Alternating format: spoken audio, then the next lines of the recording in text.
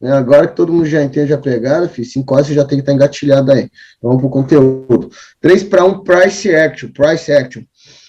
Tem umas regrinhas a serem seguidas para você encontrar um 3 para 1, abre aspas, perfeito, né? Quando eu falo padrão perfeito,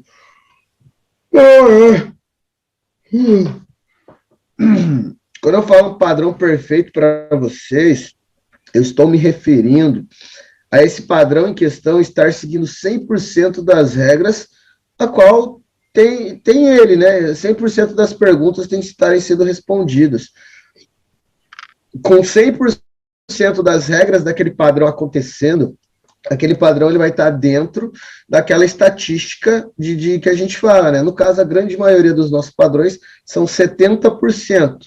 70% na abertura, 70% o quê? 70% a possibilidade, a probabilidade de você tomar um gain.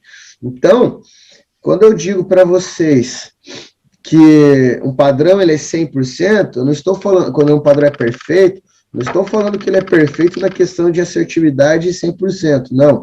Eu estou falando que todas as regras que constituem a observação para saber se aquele padrão é um padrão válido ou não, 100% das regras daquele padrão estão acontecendo. Se 100% das regras estiverem acontecendo, aquele padrão vai estar em cima, ele vai estar montado na estatística maior, que vai ser na grande maioria 70%. Então, você está no auge ali da capacidade de porcentagem de gain daquele padrão, certo? Então, o padrão 3 para 1 price action é um padrão que eu executo ordens. Já o 3 para 1 seco, né, que é o 3 para 1 só probabilístico, eu não aconselho que seja executado ordens, que é, como a gente viu ontem, é 3 candles para um lado, o quarto tende a inverter. 3 candles para um lado, o quarto tende a inverter. Então, o price action, o 3 para 1 price action, ele vai ter sim a base do 3 para 1 probabilístico, que ele vai necessitar de 3 candles.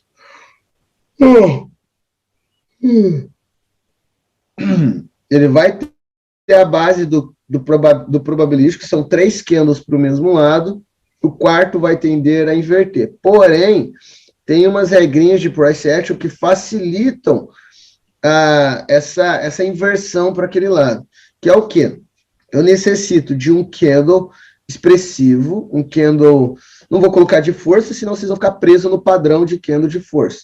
Então, ele tem que ser um candle de força, um candle de exaustão, um candle de take profit stop loss, um candle de expressão, né? Loss por destaque, um candle de destaque, um candle...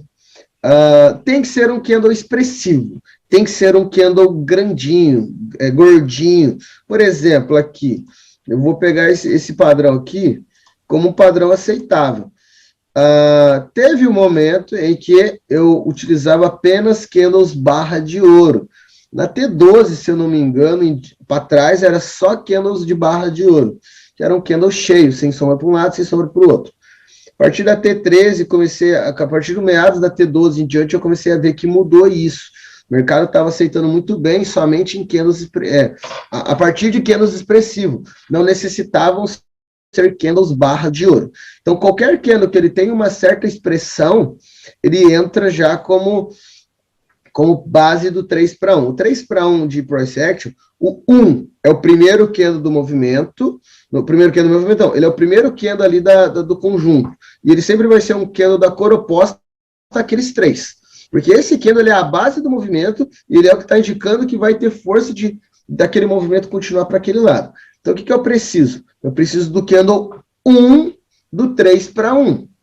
Então, eu preciso que haja um candle expressivo, candle de força, candle de exaustão, candle de take profit stop loss, candle de destaque, né, loss por destaque. Preciso ter um candle expressivo, que ele expresse, que ele tenha uma possibilidade real de ir para aquele lado. Então, esse candle aqui, se você se basear nos candles do lado, ele é um candle que está falando assim, ó, eu pretendo ir para cima, eu pretendo continuar um movimento de alta, eu pretendo meter marcha para lá, vou para cima. Então, ele é um candle que está se expressando ativamente para alta. Beleza? Vocês entenderam o 1 do 3 para 1. E agora eu necessito de 3 agressores da cor oposta. Se eles são agressores, é porque ele é da outra cor. Então, aqui eu tenho meus 3 agressores, né? Que começa aqui nesse candle e vai até esse candle aqui. Aqui eu tenho formado o 3 para 1, o 3 para 1. Que são o quê? Um candle de indicação de que vai para um determinado lado. Então, eu tenho o meu candle 1 do 3 para 1. E eu tenho os meus 3 candles do 3 para 1. Esses 3 agressores... é só isso? Não. Aqui entram as regrinhas, mas tem que tomar mais cuidado para se valer a entrada ou não aqui nesse quarto candle. Eu necessito que o primeiro candle ele seja observado, é de extrema importância. O primeiro candle, ele não deve romper 50% do corpo do candle 1, da minha base do 3 para 1. Então, o meu primeiro candle, o meu candle de expressão, o meu candle ativo, que indica que o movimento vai ser de alta, nesse caso, ele não deve ser rompido a sua FIBO de 50. Ele não deve ser rompido o meio do movimento dele. Pode ser feito o teste, e com certeza, e na grande maioria vai ser feito, mas não pode haver o rompimento final. Um candle desse 3 para 1 não pode finalizar rompendo a metade do meu candle 1. Então tem que haver o teste. Provavelmente acontecerá no candle inicial a agressão, e esse candle inicial da agressão, além dele não poder romper metade do meu candle 1, que é o meu candle indicativo de qual lado o preço vai, esse primeiro candle ele necessita de criar uma limitação. O 3 para 1 probabilístico, ou 3 para 1 price action, ele juntamente aparece o limitação em 3. Então, são 2 padrões em 1, certo? Pode ser que aconteça o limitação em 3, ele pode acontecer sem acontecer o 3 para 1 price action. O 3 para 1 price action, quando ele acontece, sempre acontece a limitação em 3. Então, ele meio que dá uma expressão, ele dá uma segurança muito maior para a execução de ordem. Por quê? O meu primeiro candle agressor, ele necessita de deixar uma sombra, aonde o segundo candle agressor, ele necessita de acabar dentro da sombra do primeiro. E ainda assim, acima da metade do corpo daquele candle 1, que é o candle que está indicando para qual lado o movimento pretende ir. O terceiro candle agressor necessita terminar dentro da sombra do segundo. Então, é tipo aquelas bonecas russas, sabe? Onde vai uma dentro da outra. O terceiro candle agressor necessita acabar dentro da sombra do segundo. O segundo candle agressor necessita terminar dentro da sombra do primeiro. O primeiro candle agressor necessita sim deixar uma sombra e necessita de que esteja acima da metade do corpo do meu candle 1. Então, eu preciso ter um candle expressivo, que ele está expressando que ele pretende ir para determinado lado. Necessito ter um primeiro agressor da cor oposta, agredindo próximo à metade. Ah, Felipe, mas se ele agredir, tipo, muito longe, ele foi lá, rompeu o candle, mas ele retornou. Não interessa o quanto ele agride. Eu necessito que ele não termine rompendo a metade desse candle. E essa sombra, qual o tamanho? Não importa. Ela tem que ter sombra, nem que seja um pip. E se ela tiver sombra para o outro lado, não importa. Ela necessita ter uma sombra para o lado da agressão que ela está indo. Então, se o meu candle 1, que é o candle de expressão, é verde, toda a minha agressão posterior aqui, os 3, vão ser vermelhos. E essa agressão vermelha, a sombra, me importa somente a sombra de baixo. A sombra de cima que se foda. Eu preciso ver a sombra de baixo, que é nela que vai estar imposta a fraqueza dessa agressão. Então, o 3 para 1 nada mais é do que um cara de 1,90 m, vem um carinha de 1,60 m e leva o couro dele. Vem o segundo cara e leva o outro couro. Vem o terceiro cara e leva outro couro. Pô, você tá vindo um quarto cara vindo, você acha que o quarto cara vai bater naquele primeiro? Não vai, já 3 outros apanharam.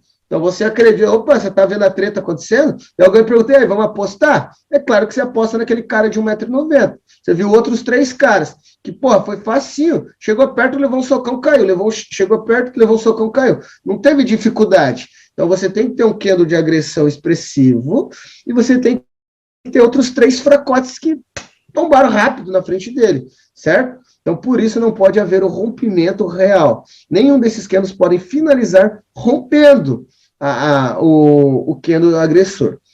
Então, candle agressor, candle de expressão. Não importa se ele vai ter sombra para um lado, sombra para o outro, não importa o movimento que ele fez, se for trator, não importa se ele está numa zona, não importa se ele está numa tendência, não importa se ele está contra ou a favor da tendência. Pronto, só olha o tamanho. Olhou o tamanho, é expressivo, show, começa a entender que está valendo. Segundo candle, não importa o tamanho, não importa o movimento, não importa a zona, não importa a tendência, não importa se tem sombra para os dois lados, não importa o tamanho da sombra. Só tem que olhar se, primeiro, tem sombra, segundo, se esse corpo finalizado não está rompendo metade do candle anterior. Ótimo. Segundo candle agressor, não importa o tamanho, não importa se tem sombra para os dois lados, não importa se está na tendência, não importa se está contra a tendência, não importa o movimento que formou ele, se foi trator ou voadora, e não importa se ele tem sombra para os dois lados, não importa o tamanho dele, desde que ele termine dentro da sombra do primeiro agressor e desde que ele termine sem romper o metade do corpo. Ele pode testar lá na puta que pariu, desde que ele volte e termine dentro da sombra do primeiro e acima da metade do candle 1 de expressão, tá valendo. Terceiro candle, não importa se está na tendência, contra a tendência, na suporte, no resistência, no suporte, na resistência, se está na zona, se não está, não importa o movimento que formou. Claro que se você deseja ir contra um candle e esse candle ele finaliza no movimento voadora, opa, movimento voador indica uma retração. Se o candle não retrai dentro dele próprio, já tem um conceito de abertura que o próximo tende a retrair. Então o movimento ele não é chave, mas ele pode ser levado em consideração nesse último.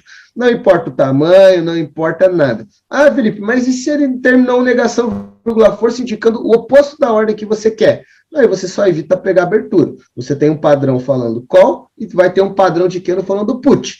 Você evita a abertura nesse caso.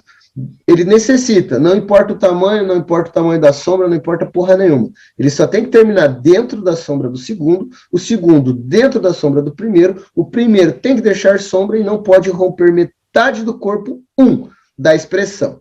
E o que acontece? Você executa uma ordem no quarto candle a favor do candle 1, contra essas 3 agressoras. Contra os 3 agressores que claramente estão muito fracos. É um movimento que, independente da tendência, você tem um pivô. É um candle expressivo, normalmente ele é pivô de movimento. Ele está dando um pontapé para aquele movimento. E você tem 3 agressores posterior, sequencial, fraco, deixando uma limitação entre eles próprios, além da limitação de uma fibra de 50. Tá, mas que fibra de 50? Se você pegar esse movimento aqui, e jogar lá no fractal de 5 segundos, você vai ver que aqui tem uma fibra de 50 desse movimento, né? Um candle de 5 segundos, candles de 5 segundos no candle de 1 minuto, são 12 candles. 12 candles já formam uma tendência, tipo isso aqui, ó. Tem 12 candles, já tem uma possível tendência. Então, aqui é um ponto de correção, dentro dessa tendência de 5 segundos, aqui a gente tem um ponto de retorno, né? Uma fibra de 50. Então, a fibra de 50 está travando o preço, travou o preço. Além de eu ter uma fibra de 50, que toda fibra é zona de suporte e zona de resistência, o próprio candle agressor anterior, então o próprio movimento de correção, o primeiro movimento de correção, então vamos lá, temos a perna A, a perna 1 da onda de Elliott aqui fazendo a correção desse movimento anterior. A primeira perna já cria uma limitação, e os demais movimentos respeitam essa limitação. Então, opa, já tinha uma zona maior, já tinha um suporte maior, e ainda cria-se, no primeiro movimento de correção, já cria-se uma segunda limitação, uma segunda zona. Então, já tem camada de zona em cima uma da outra. Então, aumenta-se a probabilidade desse preço não romper isso aqui, desde que os 3 aceitem essa zona, essa limitação, essa região. A abertura é válido e retração no 3-para-1 Price Action é válido também. Aí a retração sempre naquele pique, né? Naquele pique. Pulo de vela em simetria. Executa a ordem no quarto candle aqui. Beleza? Sempre a favor do candle 1 contra os 3 agressores. Serve para put, serve para M5, serve para Cotex, serve para qualquer coisa. Serve, beleza? Pergunta. Vamos ver se tem alguma pergunta quanto ao 3 para 1 Price Action.